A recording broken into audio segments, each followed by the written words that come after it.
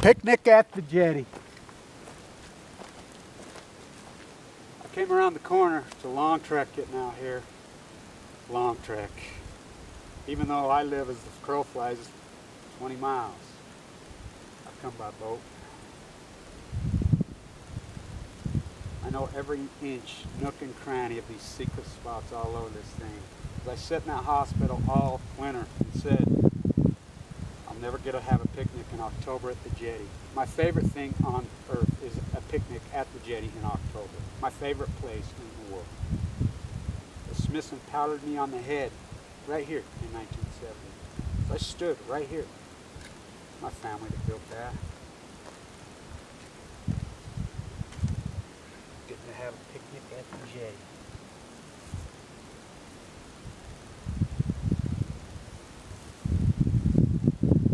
Good, except for that shrimp out of the Atlantic, the BP Atlantic, or the Fukushima Cesium Pacific. Who'd ever think farm raid would probably be safer? Oh yeah, I'm a juicer. Oh yeah, our water's contaminated, it doesn't matter. As I like to say, what's in my lunchbox? Still left over from 1970, and a fucking apple. A Steve Chinese fucking Jobs made in China fucking apple. Wow. Oh, more soup here. 1970.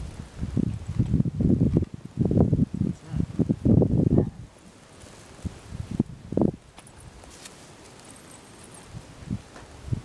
Oh wow. Wow. Who's that? Who's that? Oh, fuck. When's that? March 29, 1968. God, I got him too. That parents of mine, that grandparents of mine, that great uncle of mine. Boy, he's the one that took me to meet Bobby that day. Just a couple days before he announced to the world that Martin Luther King had been killed, which is the greatest quote in the history of mankind, I think. And I hope that quote is right. And I think the two greatest speeches ever given probably all happened within 24 hours of each other. His, when he announced to the world that he'd been killed. The night before, when Martin Luther King gave that. That was 1970, Smithson right here. Warhalla. The nuclear triangle. The gay flew out of right there, the sun tunnels are right there, the Nevada test site right there. Fucking so much of this, that viral solution storing the waste right there, the nerve gas is stored right there, as no one even knows how the fuck to get out here. Good. They did grade some more of the road, I noticed this year. As last year, 2 years ago, I've been out here for 2 years. As you know, I got detoured last year. It'll do my favorite thing. Given 2 months to live with a central line hanging on my chest, full of AML. Nuclear fallout caused leukemia. As the Nevada Trench, desert. My father. Smithson. The birds. The landscape. Tundra swamps. This time of year.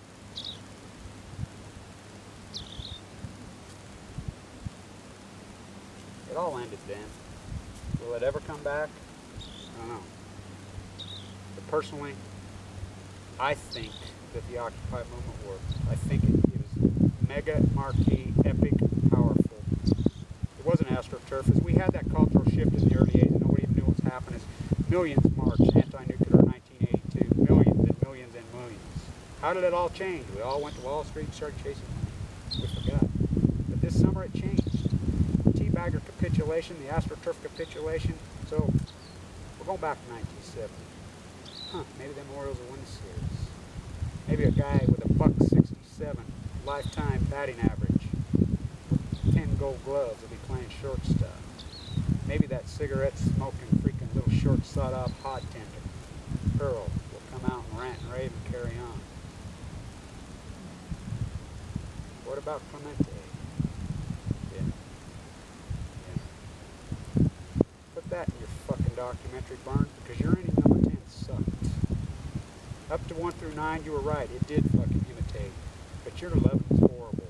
Inning 11 should be all about how athletes make millions and millions and how working class is repressed. If you want to mirror baseball and sports through that, it's as obvious as the fucking nose on your fucking sucked up money face.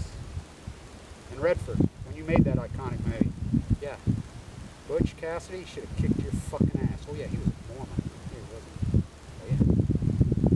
Oh yeah. Think he ever visited out in this fucking area? Carson did. I got the film fucking yesterday.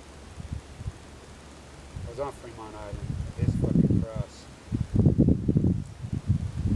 This is one of the most iconic, gargantuous changes, I think, in the history of mankind happening the last 2 years. I turned to post-ignorance 2 years ago. But Occupy Wall Street, whatever. To the Occupy Wall Streeters, I think it's so iconic as Smithson. He hated museums. He was all about stepping back like Malay, as he could see from the broader perspective. He didn't want museums. Just like the Occupy Wall Street, out in the street, that's where we'll meet. I think it worked, and I think things are changing. I think artistically, cultural, and I think we haven't had anything since then. As he said, how come you got dripping coming off those fucking cans? Because you got to fucking drip. I like it better without. Good, because I don't like fucking dripping. As he also said, everybody will have their 15 minutes of fame in the future as he did those videos.